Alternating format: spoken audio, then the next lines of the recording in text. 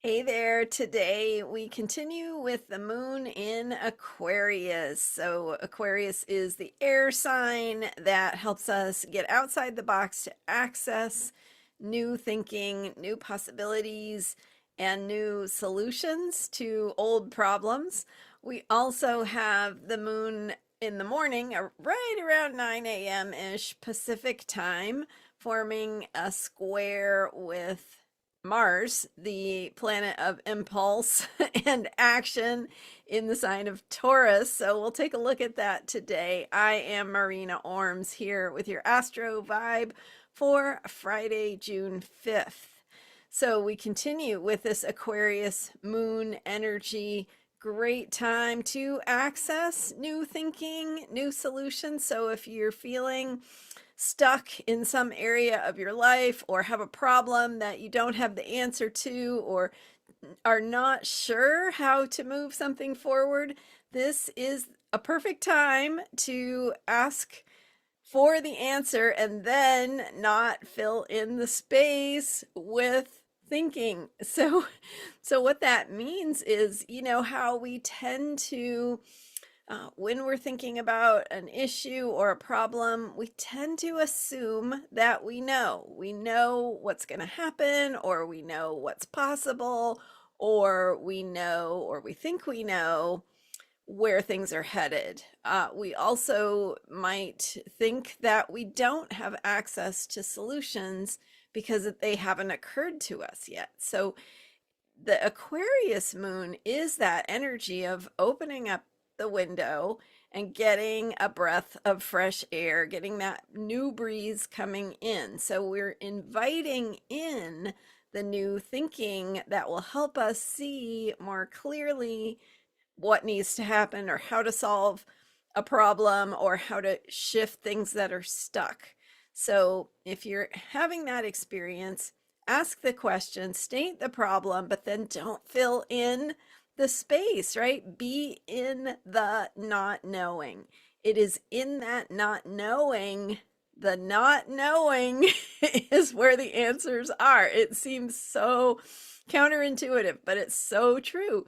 When we space out, when we don't recycle our old thoughts, when we don't fill in the space with our assumptions, our judgments, our expectations, when we simply don't fill in the space with those things, that empty space is like a vacuum and it attracts the new insights, the new possibilities, the new thinking, new ideas, and maybe even solutions to the things that have been problems. So we want to continue to work with that that gift of the Aquarius energy, right? Aquarius, of course, also can make us feel detached or a little bit separate. So we were talking yesterday about that. So in yesterday's video, a little bit of a deep dive really into Aquarius energy, especially because we do have Pluto in Aquarius. So Pluto is that planet that takes us deep, takes us into the underworld, right? Where deeper truths lie. So we can go a little bit deep with Aquarius, which is usually not so much known for being deep, but more for being outside the box or off the beaten path or off in the ethers somewhere. Anyway, so here we are with the moon in Aquarius, and as it forms that square to Mars, Mars is also in a fixed sign. So Taurus and Aquarius are both fixed signs. That means they like things to be the way they are. Now, I won't break down Aquarius energy because it is very change oriented, but it has also that ability to get fixated on our ideas about what's going to happen or what the future is about.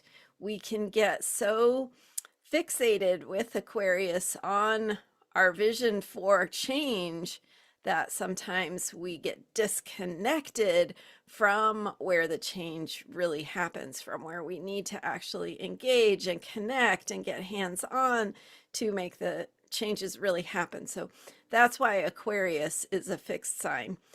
You know, we could explore that in depth, and maybe I will someday. But at any rate, Taurus is also a fixed sign. It's a fixed earth sign, and Mars is in Taurus. So that planet of action, of drive, of impulse, and needing to move and take action on things is in that challenging pressure bringing square, or the moon is in a challenging pressure bringing square to Mars, saying what needs to move, where are you stuck. Mars in that fixed earth sign that, you know, Taurus likes to do things a very certain and specific way. Taurus likes that comfort of the known, of the predictable. So with the moon putting some pressure through a square on that Mars energy, we can maybe find a new way of taking action that maybe is grounded. Taurus likes to be grounded, but also maybe not so stuck in the ways of the past. So that kind of goes along with that Aquarius energy, to let go of the way we think things should be and make the space and open our minds to what might things look like if they worked better, but maybe not in the way that we think. So that is one of the really super fun ways that we as human beings can engage in a creative process, is by letting go of what we think things should be, how we think things should be, letting go of our expectations, assumptions, and our own beliefs even about how things work sometimes, because that ability for, especially with Aquarius and Pluto in Aquarius and Uranus in Gemini, we have that energy of shift and change and new possibilities and things moving in unexpected directions. So the point is that we really want to harness that energy. We don't want to be caught off guard by it, right? We don't want to be blindsided by this energy of sudden change.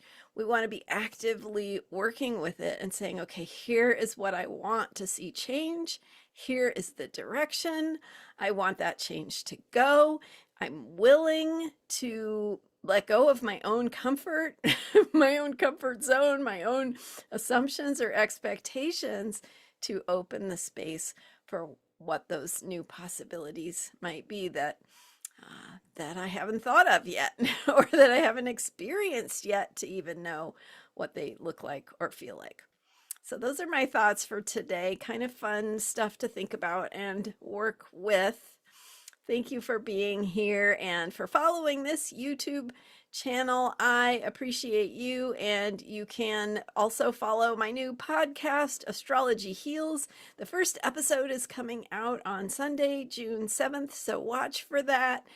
Follow wherever you get podcasts, follow Astrology Heals to get that episode when it comes out. I will be doing the week ahead and a big picture view of the planets in that podcast. And I'll be still here every day with astrology for unshakable self-care, doing the mood of the day, the astro vibe of each day. So stay with me here.